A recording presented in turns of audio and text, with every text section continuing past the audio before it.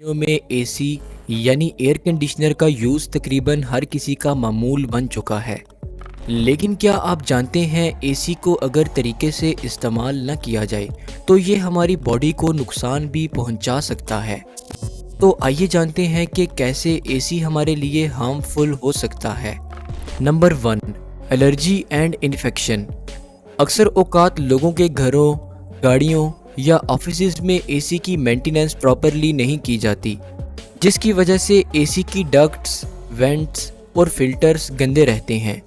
यानी कि एसी में बैक्टीरिया, एलर्जेंस और डस्ट वगैरह की एक्यूमुलेशन होती रहती है, और जब एसी को चलाया जाता है तो ये डस्ट पार्टिकल्स, एलर्जेंस और बैक्टीरिया एसी से निकलकर हवा में शामिल होते रहते हैं, जिसकी वजह से हमें बैक्टीरियल इन्फेक्शन या एलर्जी होने के चांसेस रहते हैं।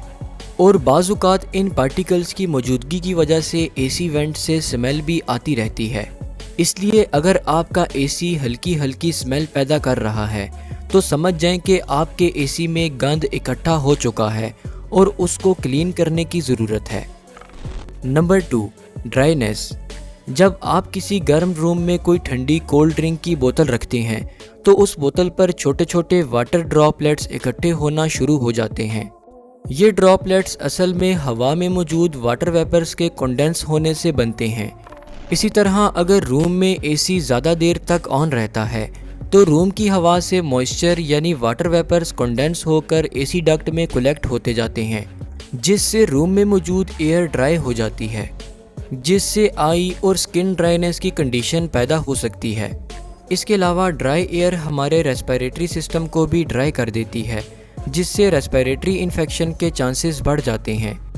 Number 3, dehydrated. इस सब के अलावा अगर हम ज़्यादा टाइम तक एसी में रहते हैं तो टेम्परेचर ठंडा होने की वजह से हम पानी भी कम पीते हैं, जिससे बॉडी में डिहाइड्रेशन हो जाती है, जो कि हेडेक और सुस्ती का बाइस बनती है। इसलिए हमें चाहिए कि एसी को यूज़ करते वक्त इस बात का ख्याल रखें कि एसी की मेंटेनेंस वक्त पर होती रहे।